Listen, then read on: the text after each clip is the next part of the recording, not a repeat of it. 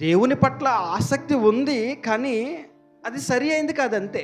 అంటే సరిగ్గా వాళ్ళకి చెప్పేవాళ్ళు లేరు. దేవుడిని ప్రేమించి మీరు వచ్చారు కదమ్మా దేవుని సన్నిధికి, ఇదిగో దేవుడిని మనం ఇలా ఆరాధించాలి, దేవుడు మనల్ని ఇది అడిగాడు, దేవుడు మనల్ని ఇది కోరాడు అని చక్కగా చెప్పేవాళ్ళు లేకండి. కాపరి సరిగ్గా ఉంటే గొర్రెలు కూడా సరిగ్గా ఉంటాయి. వాళ్ళు దేవుని నీతిని ఎరుగక తమ స్వనీతిని సంఘాలలో స్థాపిస్తున్నారు.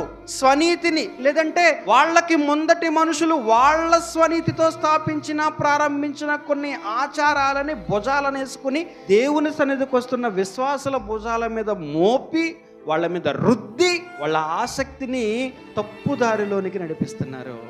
జాలనిపించిందండి. ఒకప్పుడు నేను అదే పరిస్థితి కదా, ఒకప్పుడు నేను అదే అమాయకత్వంలో ఉన్నాను కదా, ఒకప్పుడు నేను అదే అజ్ఞానంలో ఉన్నాను కదా. ఇప్పుడు నా తమ్ముళ్ళు ఉన్నారు, ఇప్పుడు నా చెల్లెళ్ళు ఉన్నారు, ఇప్పుడు కొంతమంది అక్కలు ఉన్నారు, కొంతమంది అన్నయ్యలు ఉన్నారు. పాపం వాళ్ళకి తెలియక మనసులో అనుకున్నాను, దేవా వీళ్ళందరికీ చెప్పాలి తండ్రి, నాకు ఎలాగోలాగా అర్థమైంది, మొత్తానికి నన్ను ప్రేమించవు, నాకు వాక్యం అర్థం చేయించవు, వీళ్ళందరికీ ఎలా చెప్పాలి తండ్రి, వీళ్ళందరికీ నేను ఎప్పుడు చెప్పాలి తండ్రి, వీళ్ళని ఎప్పుడు సత్య మార్గంలోకి నడిపించాలి తండ్రి.